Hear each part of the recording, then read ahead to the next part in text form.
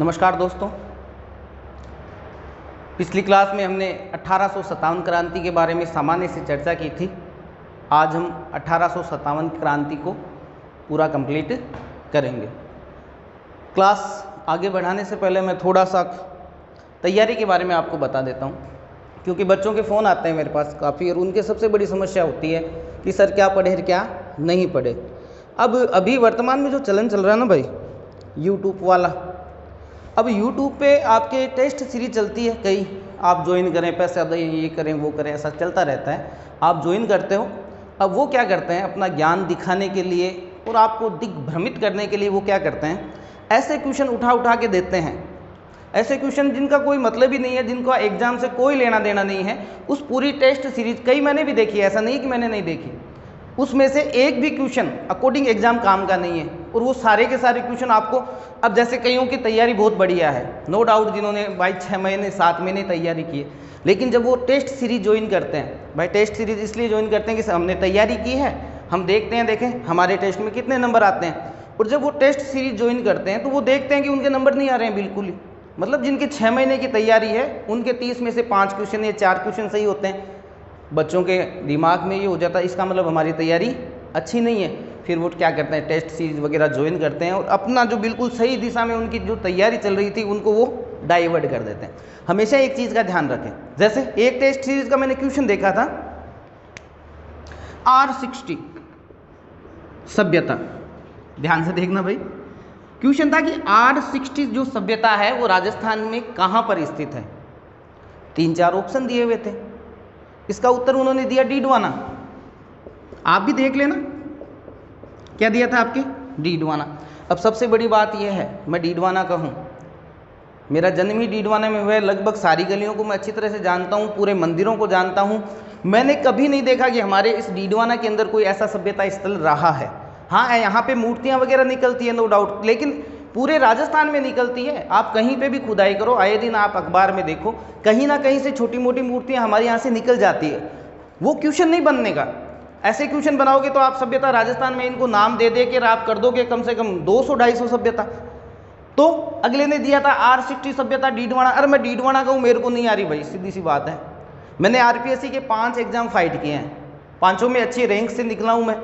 अगर मैं ऐसा पढ़ता ना, इस हिसाब से पढ़ता, तो नो डाउट आज तक मेरा कभी भी सिलेक्शन नहीं होता। ध्यान से देखिए, आपकी 100% मानो कोई भी क्वेश्चन जीके के आ रहे हैं, 50% क्वेश्चन आपके रिवाइज होते हैं, जो पिछले 5 या 10 सालों के एग्जाम में आए हुए हैं वैसे के वैसे उठा के आपके एग्जाम में दे देंगे। 1% भी इधर उधर नहीं करेंगे। आप देख लो, आप जो तैयारी करने वाले हैं या जो तैयारी कर चुके हैं, हमेशा एक चीज़ का ध्यान रखें, वो रिव्यू जो आती है ना एग्जाम वाली, जिसमें पिछले 5 या 10 सालों के पेपर होते हैं, वो अपने पास रखो। उससे आपको पता चलेगा कि वास्तव में क्वेश्चन जो है वो निश्चित मात्रा में पूछे जाते हैं, इतने नहीं पूछे जाते जितने ये यूट्यूब वाले आपको भ्रमित करने के लिए पता नहीं कैसे कैसे क्वेश्चन बना के डाल देते हैं। बेचारे जिनकी तैयारी अच्छी होती है वो भी गलत रास्ते पे चल देते हैं और अपनी तैयारी की आप ये कह दो कर देते हैं ऐसे से। ठीक है, अब आगे देखें, 50% क्वेश्चन रिवाइज्ड, ठीक है, 20% क्वेश्चन जो है ना वो इन्हीं क्वेश्चनों से संबंधित थोड़ा डीपली पूछ लेते हैं। आपने देखा होगा कि प्रारंभ में आपके क्वेश्चन आया था कि हवा महल कहाँ है, सबने कहा जयपुर। फिर पूछा गया हवा महल का निर्माण कब हुआ था, 1799 में, किसने करवाया, प्रताप सिंह जी ने करवाया। ऐसे क्रमवाइज क्वेश्चन चलते गए। फिर मेरे एक ध्यान में आया, मैंने कहा भाई ये तो आपके हवा महल से तो लगातार डीपली क्वेश्चन पूछे जा रहे हैं, अब इसमें कुछ ढूंढो, क्या नया मिलता है क्या। मेरे को मिला था एक नाम, लालचंद उस्ता।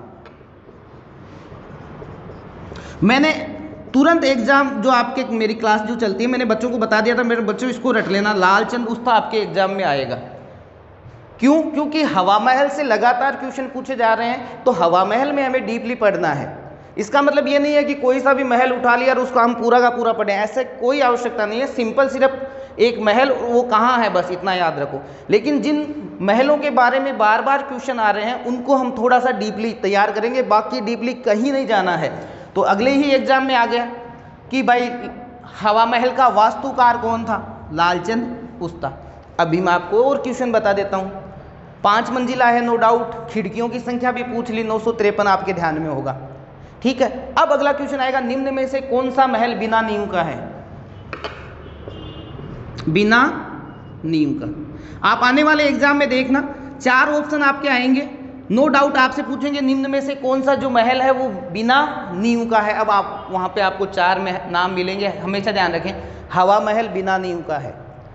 इसमें मैंने डीपली पढ़ा है, इसका मतलब ये नहीं है कि मैं कोई सा भी दुर्ग या कोई सा भी आपके महल उठा के अगर मैं ऐसे डीपली पढ़ना शुरू कर देता जैसे मैं हवा महल पढ़ रहा हूँ तो आप मान के चले मेरा सिलेक्शन कभी नहीं होता और ना आपका होगा।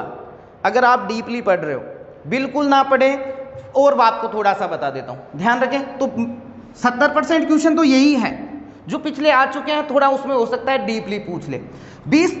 लगभग 20% क्वेश्चन ऐसे होंगे जिसमें आपको क्या है, अगर ज्योग्राफी आपकी अच्छी है, कला संस्कृति अच्छी है, ठीक है, इतिहास अच्छा है, तो वो इधर उधर से थोड़ा सा अगर आपका दिमाग वहाँ पे काम करता है, अगर आपका वहाँ पे दिमाग काम करता है। जैसे एक क्वेश्चन मैं आपको बता देता हूँ, खनिज है, नो डाउट राजस्थान में हर जगह खनिज की खानें मिल जाएगी, ठीक है। हम देखते हैं जब हम लोहा पढ़ते हैं तो लोहा में हम दोसा में एक ही पढ़ते हैं। दोसा जो है, दोसा में सिर्फ और सिर्फ क्या निकलता है, लोहा। नीमला राइस सेल एक बड़ी खान है, नीमला राइस है, ये तो हम पढ़ लेते हैं, अकॉर्डिंग हम गाइड कह सकते हैं, हमने गाइड से इसको पढ़ लिया या हमने कहीं नोट्स से इसको पढ़ लिया। अब एग्जाम में अगले ने क्वेश्चन क्या दिया, थोड़ा सा देखना, उसने दिया था लाल सोट। लाल सोट के साथ 5-7 चीजें और छोटे छोटे गांवों के नाम दिए थे।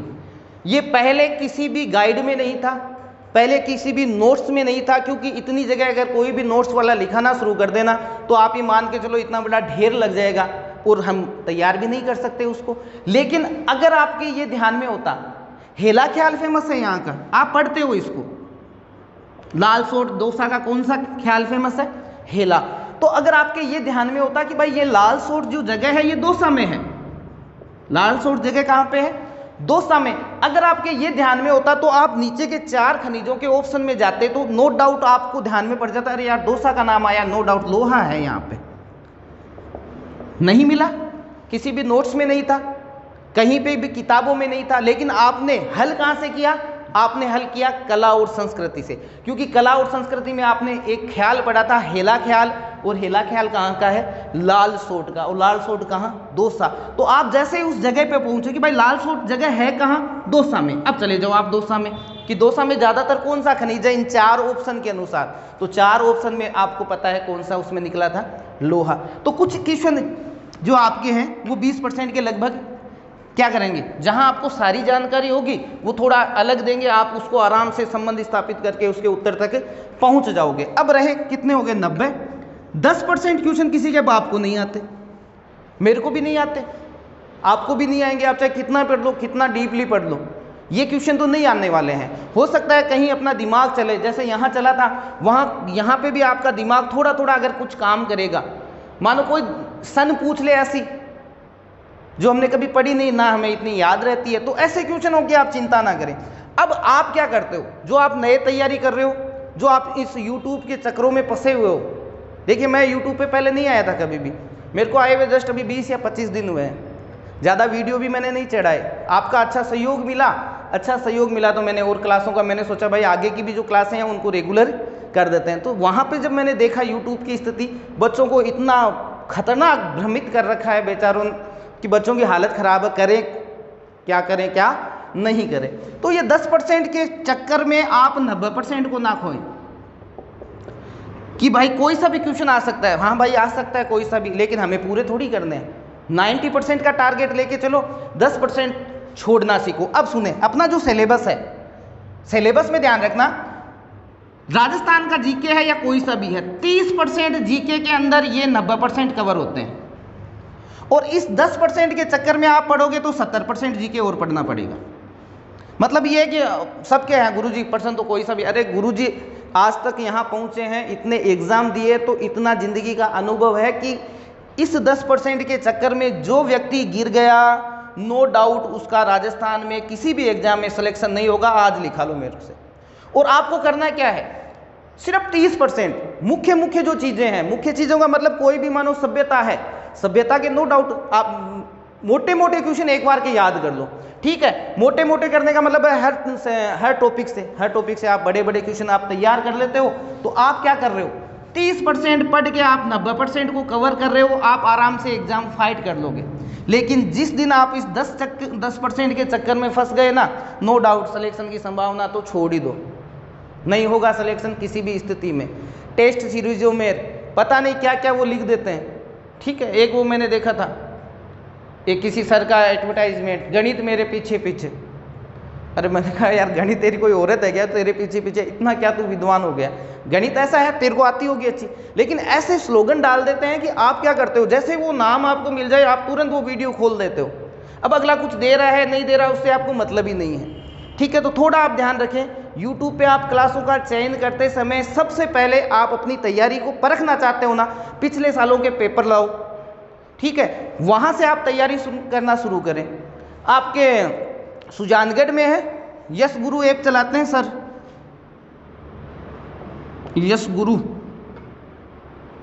ये गुरु ऐसे लिखते हैं ना, हाँ यश गुरु, शोधान जी है ना, संजय पाल जी नाम से जाना जाता है उनको, यश गुरु उनका ऐप है। देखिए मैं जो अच्छा है ऐसा कुछ नहीं है कि मेरे उनके बहुत ज़्यादा कुछ ऐसा है, ऐसा नहीं है, लेकिन यश गुरु ऐप वाले सर की जब मैंने देखा, वो बच्चों को बिल्कुल सही गाइड करते हैं भाई, 1% भी मिस गाइड नहीं करते हैं। वो बिल्कुल बच्चों को कैसे तैयारी करनी है, क्या पढ़ना है, क्या छोड़ना, वो इस पे जोर देते हैं जिस पे मैं दे रहा हूँ। तो मैं ज़रूर उनका कहूँगा कि यश गुरु ऐप वाले जो सर हैं, मैंने इतने यूट्यूब पे इतने सरों के देखे हैं, मोटिवेट करना ये वो मैंने देख लिया भाई, लेना देना कुछ नहीं है, लेकिन एक बंदा ये है संजय पाल जी, जो आपको गलत गाइडेंस नहीं कर रहे, ज़रूर आप इनसे जुड़िए, बिल्कुल गलत। और मैं तो ये मान के चलता हूँ, अगर आपने इनको ज्वाइन कर लिया, आप मान के चलिए, ऐसा नहीं है कि मेरे कुछ बहुत ज़्यादा दोस्ती वगैरह, लेकिन मैंने इनका देखा है, इनके वीडियो, इनके पढ़ाते नहीं है, ये तो सिर्फ बच्चों की भलाई में लगे हुए हैं, ओल्ड पेपर वगैरह वो सारे के सारे आपको उपलब्ध करा रहे हैं। तो एक बार आप ज़रूर सही गाइडेंस के लिए आप ज़रूर यश गुरु ऐप पे एक बार का आप जाइए, वहाँ आपको पिछले जितने भी एग्ज़ाम हुए हैं उन सारे पेपर मिल जाएंगे। पेपरों को रखो अपने पास, आपके ध्यान में रहते एग्ज़ाम होता कैसे, और आप लगे रहते हो बस किसी ने कुछ डाल दिया लगे रहते हो। हमेशा ध्यान रखें, जीके किसी भी ट्रिक से तैयार नहीं होता, रट लो आज इस चीज़ को। ट्रिक्स कई बार आपको आता है ना, ट्रिक से जीके तैयार कीजिए। दुनिया के सबसे पागल लोग होते हैं वो, जो वहाँ जाते हैं, अरे कितना जीके ट्रिक से तैयार करोगे, वो ट्रिक आपके कम से कम 2 रजिस्टर तो वो ट्रिक के भर जाएंगे, और फिर कहाँ किसको यूज करना है नो डाउट कभी ध्यान में नहीं रहेगा। ट्रिक यूज कर सकते हो आप, कहाँ करोगे, ट्रिक का यूज सिर्फ और सिर्फ वहाँ करना है जहाँ आप 2 या 3 चीज़ें ऐसी आ रही है जहाँ आपको ऐसा लग रहा है कि यार यहाँ फंसने की संभावनाएं हैं, ठीक है। जैसे जनजातियाँ, सर्वाधिक जनजाति, न्यूनतम जनजाति, प्रतिशत कहाँ, कम प्रतिशत कहाँ, ऐसे क्वेश्चन जहाँ हम ऐसा लगता है कि हम यार थोड़े से कंफ्यूज हो जाएंगे, वहाँ आप अपना खुद का ट्रिक बना लो। लेकिन हर जगह आप ट्रिक से ऐसा चाहते हो कि भाई ट्रिक हम तैयार कर लें। 1-2 वीडियो और देखे थे मैंने, 2 घंटे में पेपर सोल्व कीजिए, 2 घंटे में पेपर सोल्व कीजिए, 2 घंटा में सफलता पा लीजिए। फिर वो बावड़े हैं जो 2-2 साल से लगे हुए हैं, तेरे 2 घंटे की क्लास में अगर पूरा का पूरा पेपर क्लियर हो जाता, तो फिर वो 2 साल से जो तैयारी कर रहे हैं बेचारे, वो तो 2 घंटे ही कर लेते। फिर उनमें जो आप 2 घंटे, मानो मैं आज पहली बार तैयारी कर रहा हूँ, मैं 2 घंटे में पेपर क्लियर कर लूँगा, ऐसा हो सकता है क्या आप मानो? लेकिन ऐसा जहाँ कहीं पे भी आप एक स्लोगन मिल जाता है, आप क्या करते हो, अरे यार ये ठीक है, 2 घंटे में अपना पेपर क्लियर करवा देगा। तो ऐसा कुछ नहीं होता है भाई और बहनों। मैंने आज तक जितने भी वीडियो डाले, मैंने कभी नहीं कहा कि आप इसको लाइक करें, सब्सक्राइब करें, शेयर करें, लेकिन इस वीडियो को लाइक करो या नहीं करो, शेयर ज़रूर करना। जो बच्चे पढ़ने वाले हैं उनको थोड़ा ध्यान में आ जाए, बिना फालतू की टेंशन लेते हैं, इतना डरा देते हैं यूट्यूब वाले ये आपको ऐसे क्वेश्चन बना के कि फिर आपका जो तैयारी का स्तर होना चाहिए वो स्तर गलत दिशा की ओर चला जाता है, और जहां हमें कम समय में सफलता मिलनी चाहिए हम एक बहुत लंबा समय बिता देते हैं और सफलता भी नहीं मिलती। कई बार आपने देखा होगा आपके आसपास में कि यार ये आदमी 5 साल से तैयारी कर रहा है, इसका नंबर नहीं आया, और कई बार आपने ये भी देखा होगा अरे यार इसने तो 6 महीने तैयारी की, 6 महीने में इसका नंबर आ गया। तो अलग नहीं है, जिसका नंबर नहीं आ रहा है उसने क्या किया, इन 10% के चक्कर में वो यहाँ गिर गया, और जिसका नंबर आ रहा है उसने क्या किया, उसको पता है कि क्या पढ़ना है क्या नहीं पढ़ना। बस इतना अगर आपके ध्यान में आ गया ना जिस दिन, नो डाउट सारे एग्जाम आप क्या कर लोगे, क्लियर कर दोगे। तो मैंने लगभग 10-15 मिनट आपको इसलिए ये पढ़ाने से पहले मैंने इसलिए आपको ये बताया कि आप टेंशन ना लें, 4 या 5 महीने की अगर आपने ईमानदारी से तैयारी कर ली और ये इतना वाला आपने पढ़ लिया, अपना काम हो जाएगा, ज़्यादा घबराने की आवश्यकता नहीं है। तो 1857 क्रांति अपने चल रही थी। मैंने आपको बताया था कि 1857 क्रांति के घुमा फिरा के आपके 15 ही क्वेश्चन बनते हैं पूरे। आप पढ़ते होंगे डीपली, आपने 2 या 10-20 पेज भर रखे होंगे, आप रिव्यू उठा के देखो, 15 से अगर 16वां क्वेश्चन आ जाए तो आप कहते हैं ना सर आप गलत थे। ठीक है, क्योंकि मेरे नोट्स में सारे आपको वो चीज़ें मिलेगी, मैं हमेशा अपडेट रखता हूँ अपने नोट्स, मेरे को पता है कि क्वेश्चन कहाँ से आने वाला है। तो 1857 क्रांति में हमने मोटा मोटा पढ़ लिया था। जो आए हुए क्वेश्चन है मैं थोड़ा उनका रिवीजन कर देता हूँ आपको। तो 1857 की क्रांति का जो प्रारंभ है, वैसे तो 1857 क्रांति के समय सैनिक छावनियों की संख्या कितनी थी? 6 थी। पिछले वीडियो में मैंने बताया था। भाग कितनों ने लिया? 4 ने। ब्यावर और खेरवाड़ा ने भाग नहीं लिया। तो राजस्थान में क्रांति का शुभारंभ सबसे पहले कहाँ से हुआ? नसीराबाद। कहाँ से हुआ था? नसीराबाद। और आप मान के चलें ये क्वेश्चन कम से कम आया 60 से 70 बार एग्जाम में। फिर कब हुआ? तो 28 मई 1857। मोटी मोटी चीज़ें आपको ध्यान में रखनी है। फिर मैंने सामान्य सी जानकारी आपको दे दी थी पिछले वीडियो में, आप थोड़ा देख लें। आज क्योंकि मैंने 15 मिनट आपको मोटिवेट में लगा दिए तो थोड़ा मैं पढ़ाने में आ जाता हूँ। आज हम पढ़ रहे हैं 1857 क्रांति का जो सेकंड। पहले पार्ट में मैंने आपको लगभग छावनियाँ पूरी करवा दी थी। आज हम आगे पढ़ेंगे और आगे में आपके रह जाता है कोटा का विद्रोह।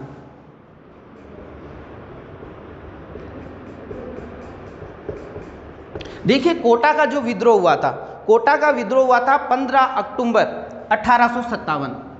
15 अक्टूबर 1857 में आपके कोटा में क्रांति प्रारंभ हो गई थी। और इस क्रांति का जो अंत हुआ था वो 31 मार्च, साल चेंज हो गया देख लो, 31 मार्च 1858 में यहाँ क्रांति का अंत हुआ था। मोटे मोटे रूप में मैं कहूँ तो ये कह सकता हूँ कि कोटा लगभग कितने माह? 6 माह तक क्रांतिकारियों के अधीन रहा था। ये क्वेश्चन बहुत बार एग्जाम में पूछा जाता है। ये क्वेश्चन आज तक नहीं आया, ये और बता देता हूँ। यहाँ पूछा जाता है कि कोटा लगभग कितने माह तक क्रांतिकारियों के अंडर में रहा था, तो आपको उत्तर करना है 6 माह तक। पहला क्वेश्चन हो सकता है कोटा का यहीं से क्लियर हो जाए। फिर देखिए कोटा में क्रांति का नेतृत्व लाला जयदयाल और मेहराब खां। कोटा में क्रांति का नेतृत्व करने वाले थे लाला जयदयाल और एक आपके कौन थे? मेहराब खां। अब इनकी बात अगर मैं करूं तो आप ये क्वेश्चन भी कम से कम 20 से 30 बार आ चुका है। सीधा पूछते हैं कोटा में क्रांति का नेतृत्व किसने किया? जयदयाल मेहराब खां, जयदयाल मेहराब खां।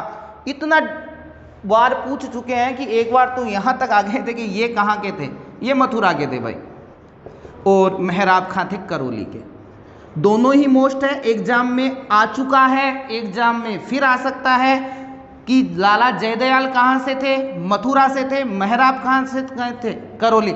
अब यहाँ आप ये सोचो कि हर क्रांतिकारी का हम नहीं पढ़ेंगे कहाँ से थे कहाँ से, लेकिन ये एग्जाम में कम से कम 20 से 30 बार आ चुका क्वेश्चन है, तो नो डाउट इनके बारे में हमें थोड़ा डीपली अध्ययन करना पड़ेगा। तो यहाँ क्रांति का नेतृत्व करने वाले थे लाला जयदयाल और मेहराब खां। मैंने पहली क्लास में बताया था कि आपको हर क्रांति के समय किस रियासत का कौन सा शासक था ये आपको याद करना है। तो यहाँ के शासक का नाम था राम सिंह। ये राम सिंह थे सेकंड। और यहाँ पॉलिटिकल एजेंट ये थे आपके मेजर बर्टन।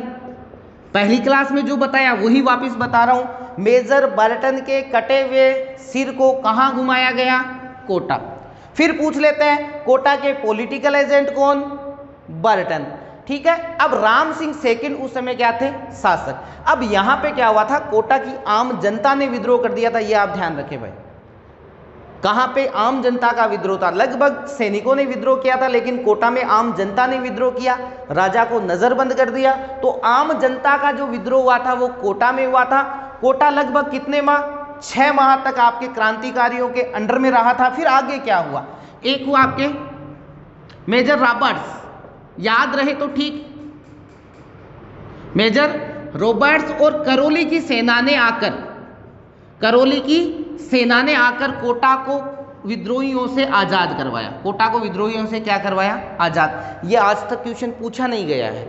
लेकिन मेरी गारंटी है आपसे पूछा जाएगा कि निम्न में से किस रियासत ने आकर कोटा को क्रांतिकारियों से आजाद करवाया, तो आप उत्तर क्या कर देना वहां पे, करौली कर देना। इसका नाम नहीं पूछा जाएगा, आपके पूछा जाएगा किस रियासत ने। तो अब रियासत जब आ गई है तो आपको ध्यान रखना है, करौली का उस समय शासक था मदनपाल। करौली का शासक कौन? मदनपाल। तो मदनपाल, करौली के शासक मदनपाल और रॉबर्ट्स ने आकर कोटा को क्रांतिकारियों से क्या करवाया था, आपके आजाद करवाया था। सिंपल सी बात है। अब आपको ध्यान रखना है, कोटा लगभग समाप्त। वापिस सुने, इन दोनों को फांसी दे दी गई, ये चलो हो गया पूरा काम। अब एक चीज ध्यान रखना, कहीं पे भी पाल शब्द देख लो, करौली कर दो उत्तर। कहीं पे भी पाल शब्द देखते ही उत्तर क्या कर देना, करौली। ये रामबाण है, ठीक है। कैसे?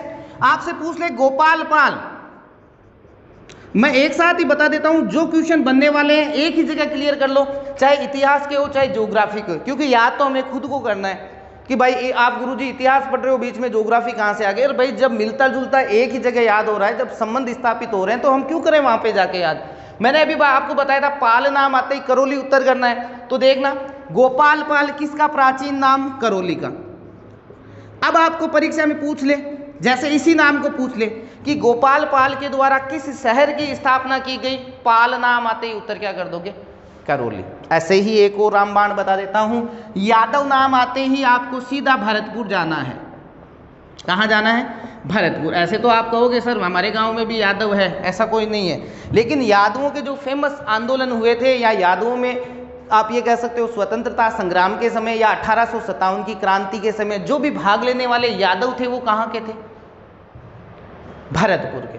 आपके नाम दे दिया, गोपीलाल यादव है, किशन यादव का संबंध किस प्रजामंडल से? सीधा उत्तर कर दो कौन सा? भरतपुर। क्यों? क्योंकि सारे नाम हम याद नहीं कर सकते। यादव नाम आए, नो डाउट, दो यादवों के नाम आते ही आप कर देना भरतपुर। ऐसे ही पाल नाम आते ही आप कहाँ चले जाओ? करौली। तो मदनपाल जी ने आजाद करवाया। फिर पहली क्लास में मैंने बताया था, इनका डिमोशन हुआ, इनकी तोपों की संख्या 17 से घटाकर 13 कर दी गई। यानी सलामी में पहले 17 तोपों की दी जाती थी, अब कितनी कर दी? 13। आपके मदनपाल जी ने बहुत अच्छा काम किया, तो इनकी तोपों की सलामी बढ़ा दी गई, 13 से बढ़ाकर कितनी कर दी गई? 17। इनका क्वेश्चन आ चुका है परीक्षा में कि 1857 की क्रांति में किस रियासत की, देखो शासक नहीं पूछा, किस रियासत की तोपों की सलामी 17 से घटाकर 13 कर दी गई। अब यहाँ पे भी कई बच्चे कहें गुरुजी आ तो कौन पूछा, 15 घटार 13 करीब, 14 घटार 12 करीब, है ना? ऐसा कुछ नहीं है। आपको ये संख्या याद रहे या नहीं रहे, आपके अगर इतना ध्यान में है कि कोटा की संख्या कम की गई थी और करौली की संख्या बढ़ाई गई थी, ये संख्याओं का कोई मैटर यहाँ पे नहीं रहेगा। तो यहाँ 13 की जगह 14 कर दो, 15 कर दो, 17 कर दो, लेकिन मोटा मोटा याद रखना है 17 से घटाकर 13 कर दी गई। तो ये हो गई आपकी कोटा की क्रांति। तो कोटा की क्रांति में मैंने बताया था आपके किसने भाग लिया था? आम जनता ने। आम जनता ने भी भाग लिया था। ऐसे ही पूछ लेना, महिलाओं ने भाग कहाँ लिया? टोंक। सीधा इतना याद रखो, और कुछ याद करने की आवश्यकता नहीं है। महिलाओं ने भाग कहाँ लिया? टोंक में। ऐसा कहा जाता है, किसी ने साहित्य में लिख दिया कि महिलाओं ने भाग लिया, बाकी कोई ऐसा ऐतिहासिक प्रूफ नहीं है। ऐसे याद रहे तो ठीक है, नहीं रहे तो छोड़ दो, कोई समस्या नहीं। अब आ जाओ आप अन्य महत्वपूर्ण। क्रांति समाप्त। जिन्होंने पहला वीडियो नहीं देखा वो आप जरूर देखें, मैं कुछ ही समय में आपको PDF उपलब्ध करवा दूंगा। और मेरी सीधी सी एक ही विशेषता है, आपने अगर क्लास देखी है ना तो ही मेरे नोट्स आपके समझ में आएंगे, क्योंकि मैं सारे जो संबंधित चीज़ें हैं वो मैं एक साथ करवाता हूँ। तो महत्वपूर्ण में सबसे पहले देखिए कुछ शासकों के नाम, जिसमें पहला शासक आता है नंबर 1, सवाई राम सिंह सेकंड। इनके बारे में देखना, इतिहास पढ़ने की आवश्यकता ही नहीं रहेगी, आपको थोड़ा सा इधर ध्यान रखना है। सवाई राम सिंह सेकंड, इसका अंग्रेजों के प्रति क्या रहा? सहयोगात्मक रवैया रहा। तो अंग्रेजों ने क्या किया फिर? 1857 क्रांति के बाद इनको सितार ए हिंद की उपाधि दी और साथ ही कोटपुतली की जागीर प्रदान की। तो कहीं की भी करो, जागीर करें या नहीं करें, ध्यान रख लेना, सितार ए हिंद की उपाधि किसको दी गई थी? सवाई राम सिंह को। कब की बात चल रही है ये? 1857। यहाँ तक क्रांति से तो इनका इतना ही लेना देना है। अब सुनिए, राम सिंह जी का जब जन्म हुआ, ये थोड़े आपके 5 या 10 साल के थे, तभी इनके पिताजी का देहांत हो गया। तो छोटी सी उम्र में इनको जयपुर का राजा घोषित कर दिया गया। अब छोटे थे तो खुद तो चला नहीं सकते थे राज्य, तो ऐसे में एक अंग्रेज अधिकारी था, लुडगो नाम क्या था, याद रहे तो ठीक है, नहीं छोड़ देना। नाम क्या था आपके? लुडगो। लुडगो ने पूरा प्रशासन अपने हाथ में ले लिया। इनका नाम चलता था। इनको पढ़ाई करने के लिए विदेश भेज दिया गया और लगभग इनका रहन सहन, खान पान सब ये कह दो कि भाई अंग्रेजों के जैसे ही थी। तो जब वापस आए तो इन्होंने राज परिवारों के लिए देखो 2-3 काम किए थे। ध्यान रखना, ये 1857 से संबंधित ही है, तभी आपको मैं बता रहा हूँ। इन्होंने 1842 ईस्वी में महाराजा कॉलेज और महारानी कॉलेज की स्थापना की। महाराजा कॉलेज और महारानी कॉलेज,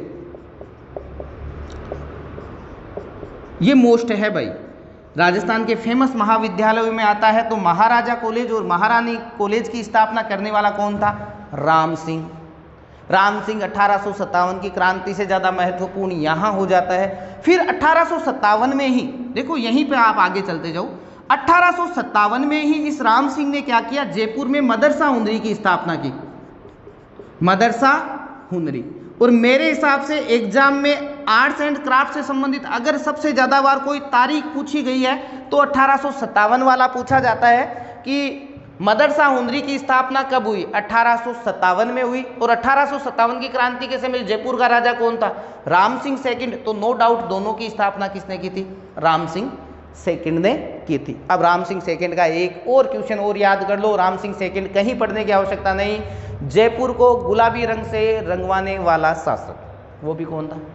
राम सिंह सेकंड। तो राम सिंह सेकंड ज्योग्राफ आपके, हम ये कह सकते हैं कि एक क्वेश्चन तो 1857 की क्रांति से, एक आपके महाराजा कॉलेज और महारानी कॉलेज, ये देखो 1857 के आसपास का समय चल रहा है। और 1857 में ही इसने स्थापना की थी मदरसा हुनरी की। इसको तो आप रट लेना। इसका अभी नाम है Rajasthan school of arts and crafts. Rajasthan school of arts and crafts. आप थोड़ा सा ये देख लेना। तो राम सिंह जी के बारे में इतना ही है। 1857 क्रांति में सितारे हिंद की उपाधि, कोटपुतली की जागीर दी गई। और इनके बारे में थोड़ा सा और देख लेना कि 1842 में महारानी कॉलेज और महाराजा कॉलेज की स्थापना जयपुर में, 1857 में मदरसा हुनरी की स्थापना भी इन्होंने जयपुर में की थी, जिसको कहा जाता है Rajasthan school of arts and crafts. तो राम सिंह को अब पढ़ने की कहीं पे भी आवश्यकता आपको नहीं रहेगी। एक ही जगह पढ़ लो, 3 ही तो क्वेश्चन एक्स्ट्रा याद करने हैं, सारे काम आने वाले हैं, मोस्ट है सारे, कचरा कोई नहीं है इसमें। तो हम राम सिंह के बारे में तो पढ़ चुके। इसके बारे में आपको मैंने पहली क्लास में बता दिया था। सरदार सिंह। सरदार सिंह कहाँ का? बीकानेर का। ये एकमात्र ऐसे शासक थे जो 1857 की क्रांति में अंग्रेजों की सहायता के लिए राजस्थान से बाहर स्वयं लड़ने के लिए गए। स्वयं लड़ने के लिए गए थे, ठीक है ना। बाकी सहायता तो सभी ने की थी, लेकिन स्वयं लड़ने के लिए जो जाने वाले व्यक्ति थे वो थे आपके सरदार सिंह, ठीक है। पटियाला तक गए थे या आगे तक कहीं गए होंगे, लेकिन राजस्थान से बाहर जाने वाले यही थे। हालांकि अलवर के महाराजा बन्ने सिंह का भी मैंने बताया था कि वो भी बाहर उन्होंने सेना भेजी थी, स्वयं नहीं गए थे। सेना भेजने वाले बन्ने सिंह जी भी थे, लेकिन उनका इतना कुछ खास ट्यूशन नहीं बनता। तीसरे नंबर पर है भगवंत सिंह। इनका भी मैंने पहली क्लास में ही बता दिया था, धौलपुर के शासक। तो यहाँ पे क्वेश्चन ये पूछा जाता है कि 1857 क्रांति के समय धौलपुर के शासक कौन थे? सीधा है भगवंत सिंह। कौन थे आपके? भगवंत सिंह। मोस्ट इसलिए हो जाता है, वापिस सुन लेना, एग्जाम में आई हुई चीज ही बता रहा हूं। नंबर 1 कि धौलपुर में आम जनता ने विद्रोह नहीं किया, सैनिकों ने विद्रोह नहीं किया, बाहर के लोग आए थे, मथुरा वाले, इधर वाले आके इन्होंने आपके धौलपुर पर अधिकार कर लिया, ठीक है। निम्न में से किस स्थान पर, यह आया हुआ क्वेश्चन है एग्जाम में, बाहर के लोगों का नियंत्रण था, बाहर के लोगों ने उसको अधिकार में ले लिया, धौलपुर था। तो इसीलिए भगवंत सिंह का नाम पूछ लेते हैं। फिर पटियाला की सेना ने आकर कहते हैं कि आपके इसको आज़ाद करवाया था 2 महीने के लगभग, ऐसा कहते हैं कि धौलपुर, तो महीना छोड़ दो, मोटी मोटी बात याद कर लो। धौलपुर, भगवंत सिंह, बाहर के लोगों का नेतृत्व है। और बाहर के लोगों में रामचंद्र एक नाम याद रहे तो ठीक है, इतना याद करो तब उसका नाम याद भी कर लेना। ये आपके तीनों के बारे में मैंने बता ही दिया। अब कुछ और महत्वपूर्ण व्यक्तित्व है, जिसमें से है वीर रसावतार। वीर रसावतार। और वीर रसावतार कहा जाता है सूर्यमल मिश्रण को, सूर्यमल मिश्रण। वैसे मिश्रण करते हैं, मिश्रण नाम था, मिश्रण बोल दो, कोई समस्या नहीं है, ठीक है। अब आपको ध्यान रखना बूंदी के थे सूर्यमल मिश्रण, कहाँ के? बूंदी के। इनका उपनाम क्या है? वीर रसावतार। हो सकता है एग्जाम में सीधा पूछ ले, वीर रसावतार कहा जाता है सूर्यमल मिश्रण को। बहुत ही महत्वपूर्ण व्यक्तित्व के धनी थे, एग्जाम में पूछ ले तो ये भी ध्यान रखना। अब देखना, ये राम सिंह है आपके बूंदी का शासक, न कि कोटा वाला। कोटा वाला अलग था, ये बूंदी के शासक राम सिंह के दरबारी कवि थे और मित्र भी थे। कहाँ के?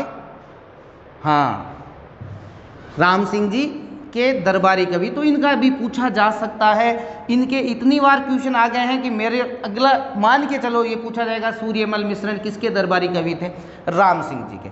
अब देखो, सूर्यमल मिश्रण के द्वारा 2 पुस्तकें लिखी गई थी। एक थी वंश भास्कर, एक कौन सी थी? वंश भास्कर, और एक थी वीर सतसई। दोनों ही महत्वपूर्ण किताबें। वंश भास्कर में हाड़ौती का इतिहास वर्णित है। हाड़ौती का मतलब, पहले मूल रूप से हाड़ौती तो बूंदी थी, तो हम ये कह सकते हैं बूंदी का इतिहास। वंश भास्कर में किसका इतिहास? बूंदी का। और वीर सतसई में 1857 की क्रांति का इतिहास है। 1857 की क्रांति का इतिहास किसमें? आपके वीर सतसई में। और हाड़ौती का इतिहास किसमें है? वंश भास्कर। सीधा पूछ लेते हैं वंश भास्कर के लेखक का नाम। ये तो बाद की डीपली बता रहा हूं, है ना। सीधा पूछते हैं वंश भास्कर के लेखक का नाम सूर्यमल मिश्रण, या सूर्यमल मिश्रण के द्वारा लिखित है वंश भास्कर, या पूछ सकते हैं वीर सतसई, ठीक है। 1857 क्रांति का उल्लेख है। अब सुनिए, एग्जाम में आया था एक आरएस के अंदर, और कुछ ऐसे शब्द थे उसमें कि अंग्रेज आया और कोटा ने तहस नहस कर गया। अंग्रेज आया और कोटा ने तहस नहस कर गया कि निम्न में से ये जो उक्ति है वो किन की है? नो डाउट अगर कोटा वोटा वाले एरिया में आ जाए ना, सूर्यमल मिश्रण कर देना। 1857 क्रांति से संबंधित भी आ जाए, आपको टोरा ठोकना हो, ऐसा कोई वाक्य आ जाए कि भाई 1857 क्रांति से मिलता जुलता वाक्य है, नो डाउट आप उत्तर करके आ जाना सूर्यमल मिश्रण। 99% इसी का वो वाक्य निकलेगा। इन्होंने और राजपुताना के राजाओं के लिए कहा था कि जिस जंगल में हाथी, गेंडे, है ना, और सुअर प्रवेश करने से घबराते हैं, उस जंगल में आज गीदड़ हाहाकार मचा रहे हैं। गीदड़ का मतलब अंग्रेज, कि इस राजपुताने में यहाँ के राजा इतने वीर थे कि यहाँ पे हर कोई तो प्रवेश कर ही नहीं सकता था, लेकिन आज स्थिति ऐसी आ गई है कि ये जो अंग्रेज हैं यहाँ पे तबाही मचा रहे हैं। तो ये वाक्य भी किसका था? आपके सूर्यमल मिश्रण। वापस देख लेना, इनको कहा जाता है वीर रस के कवि थे, तो वीर रसावतार सूर्यमल मिश्रण बूंदी, राम सिंह जी के दरबारी कवि, 2 पुस्तकें लिखी, वंश भास्कर, हाड़ौती का इतिहास, वीर सतसई, 1857 की क्रांति का। तो मैं थोड़ा सा और आपको एक्स्ट्रा आगे ले चलता हूँ। यहाँ ये समाप्त हो गए, यहाँ आप देख लेना वीर सतसई, यहाँ लिख लेना। अब यहाँ पे मैं आपको कुछ और चीज़ें बताऊँगा जो एग्जाम में पूछी जाती है। जैसे देखना, मुंडियारी ख्यात, अब किस किताब में किसका इतिहास है? मुंडियारी ख्यात। मुंडियार की जो ख्यात है इसमें मारवाड़ का इतिहास वर्णित है, यह आया हुआ है एग्जाम में। तो एक ही जगह लिख लो कौन सी रियासत का इतिहास किस में है। जैसे वंश भास्कर का आपने यहाँ पढ़ लिया, फिर आप मारवाड़ जाके पढ़ते मुंडियारी ख्यात। इससे बढ़िया हम यहीं एक ही जगह क्लियर कर देते हैं, वंश भास्कर, हाड़ौती का इतिहास, मुंडियारी ख्यात में किसका है? मारवाड़। मोस्ट है भाई, बहुत बार पूछी गई है। फिर देखिए बांकीदासरी ख्यात। अब नो डाउट ये तो पूछा ही नहीं जाएगा कि बांकीदासरी ख्यात किसने लिखी, वो बांकीदास ही लिखी, ठीक है। इनमें भी मारवाड़ को इतिहास है, बांकीदासरी ख्यात में मारवाड़ का। फिर आप ध्यान रखें, बांकीदास के बाद आप लिखो दयालदास, दयालदासरी ख्यात। और दयालदासरी ख्यात में जो इतिहास है वो बीकानेर का है। दयालदासरी ख्यात में इतिहास किसका? बीकानेर। और एक राज प्रशस्ति और लिख लो। राज प्रशस्ति की अगर मैं बात करता हूं तो मेवाड़ का इतिहास है इसमें। किसका है? मेवाड़ का। 4-5 पुस्तकें एक जगह साइड में अटका दो, ताकि जब आप रिवीजन करें, ठीक है ना, तो बार बार हर जगह भटकना नहीं पड़े, सीधा हमारे ध्यान रहे कि वंश भास्कर में हाड़ौती का इतिहास है, मुंडियारी ख्यात में मारवाड़ का इतिहास है, बांकीदासरी ख्यात में मारवाड़ का है, दयालदासरी ख्यात में बीकानेर का है, और राज प्रशस्ति में मेवाड़ का इतिहास वर्णित है। ये याद करने का सबसे बेस्ट तरीका यही होता है भाई, मैंने तो ऐसे याद किए। जहाँ मेरे को लगा कि एक जगह कर लो सारी चीज़ें, हमें एक ही जगह याद किसको करनी? अपन को। हमारा तरीका अलग अलग हो सकता है कि नहीं साहब इतिहास वाले हैं तो ज्योग्राफी के हम नहीं करेंगे साथ, तो तुम पागल हो, नहीं कर रहे हो तो बाढ़ में जाओ, ऐसा। कहा जा सकता है। जैसे आपको मैं उदाहरण बताता हूँ, जैसे हमने भौतिक भूभागों में पढ़ा था मगरा, तो उदयपुर के आसपास की जो पहाड़ियाँ हैं, उदयपुर में जो पहाड़ियाँ हैं उसको मगरा कहते हैं, तो मगरा का सीधा सा संबंध उदयपुर से हो जाता है। तो मैं यहाँ क्यों नहीं बता दूँ आपको कि मगरा जो है वो भेड़ की एक नस्ल भी है जो आपके बीकानेर में पाई जाती है, इसीलिए इसको कहते हैं बीकानेरी चोकला। क्या कहते हैं भाई? बीकानेरी चोकला। अब कह दोगे गुरुजी ये बीच में पशुधन कहाँ से आ गया, तो बाड़ा अपन याद अपन ही करनू है, मगरा नाम आता है अपन ध्यान आ जाना चाहिए। मगरा में 2 क्वेश्चन बने, मगरा की पहाड़ियाँ उदयपुर, और मगरा क्या है? एक भेड़ की नस्ल है जो कहाँ पाई जाती है? बीकानेर में, जिसको हम क्या कहते हैं? बीकानेरी चोकला कहते हैं। तो भाई याद तो आपको करना है। अब आप ये चाहते हो मैं इसको अलग याद करूँ, इसको अलग याद करूँ, वो आपकी मर्जी, लेकिन मेरे हिसाब से वो बेनिफिट ज़्यादा आपको नहीं देगा। इससे बढ़िया एक ही जगह याद कर लो। तो ऐसे ही ये सारी किताबें आप एक जगह याद करोगे। वापिस देखना, वंश भास्कर, हाड़ौती का इतिहास, मुंडियारी ख्यात मारवाड़, बांकीदासरी ख्यात मारवाड़, दयालदासरी ख्यात बीकानेर, और राज प्रशस्ति में मेवाड़ का इतिहास। तो ये हो गए वीर रसावतार आपके कौन से? सूर्यमल मिश्र। आगे चलते हैं। अच्छा वापिस ध्यान रखना, वो पाल वाले नाम किसके साथ यूज करोगे? हाँ, आज पहली बार बच्चे नहीं है सामने, अकेला ले रहा हूँ क्लास, ठीक है? बुलवाने की आदत पड़ गई तो आप भी बोलते रहो साथ साथ में। पाल किसके लिए? करौली, और यादव भरतपुर, ठीक है? चलिए आगे चलते हैं।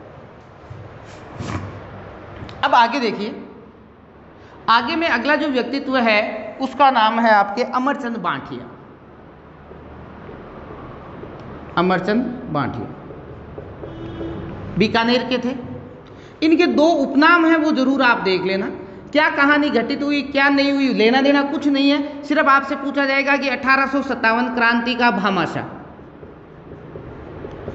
तो भामाशाह नाम देने का मतलब कुछ ना कुछ इन्होंने दान किया होगा।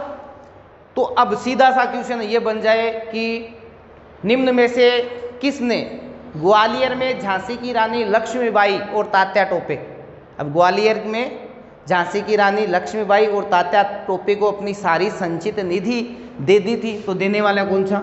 अमरचंद बांठिया।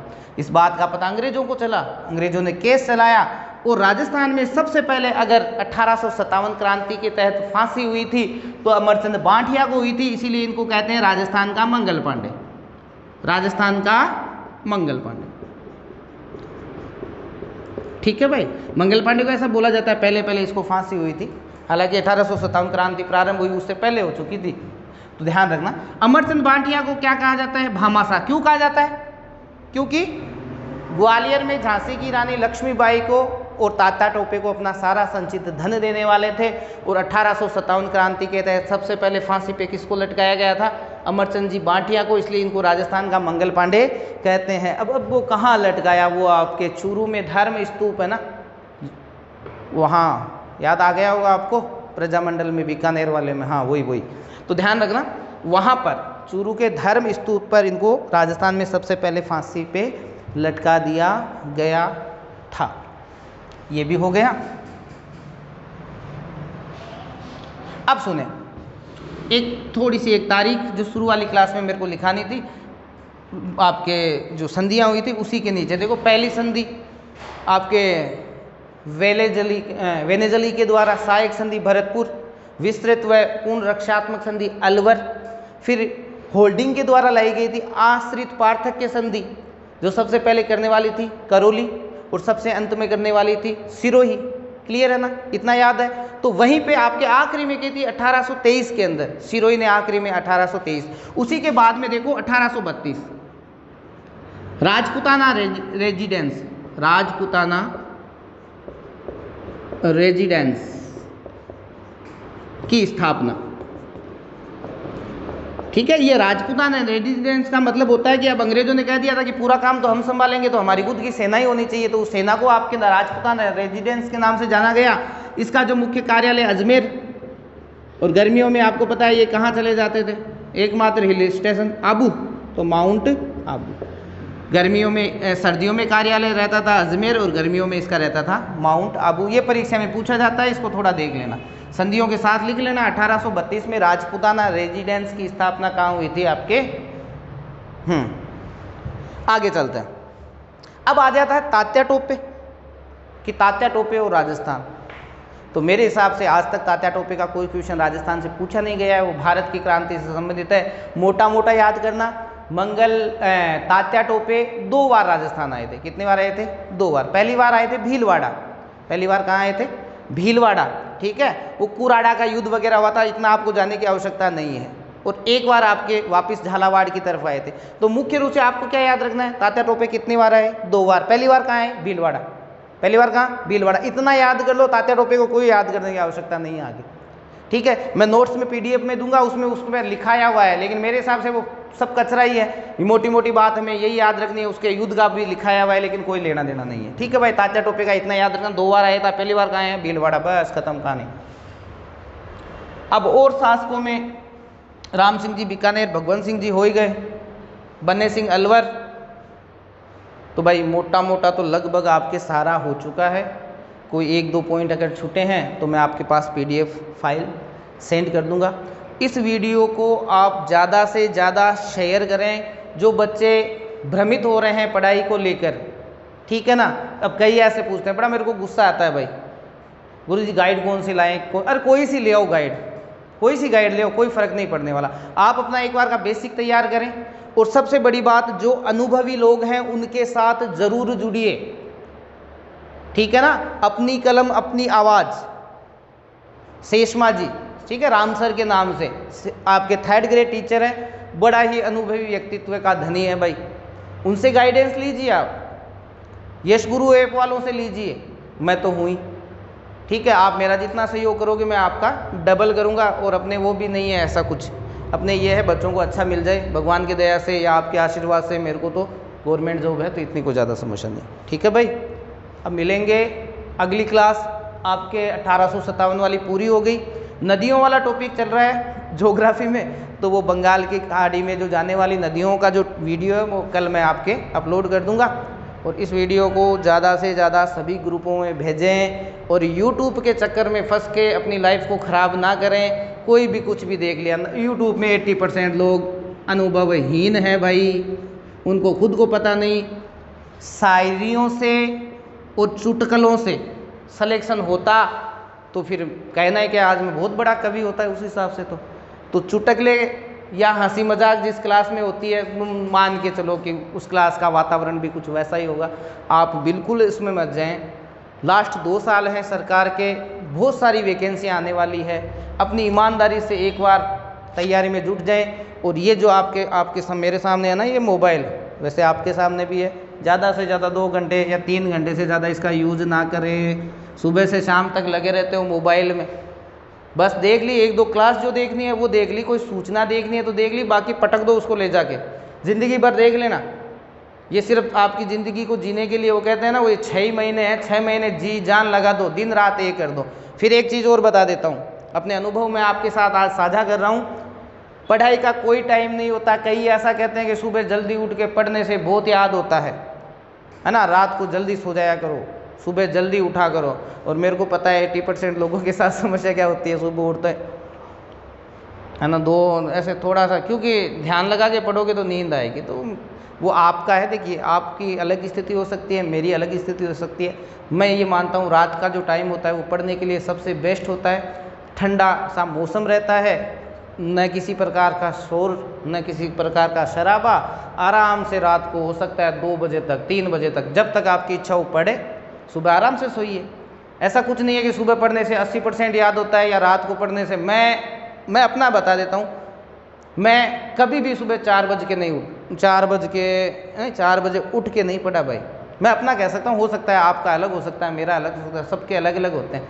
मेरे को रात को अच्छा लगता था, मैं रात की 3:30 बजे 4 बजे तक पढ़ के फिर सोता था, 10 बजे उठ के खाना खा के फिर पढ़ने लग जाता था। तो थोड़ा ध्यान रखें, गोल्डन टाइम चल रहा है, बहकावे में ना आए, इधर उधर ना रहें। सारा दिन मोबाइल पे मत बैठा रहा करो भाई और बहनों, नहीं तो फिर नेतागिरी करनी पड़ेगी। राम राम, ठीक है, शेयर कर देना, धन्यवाद।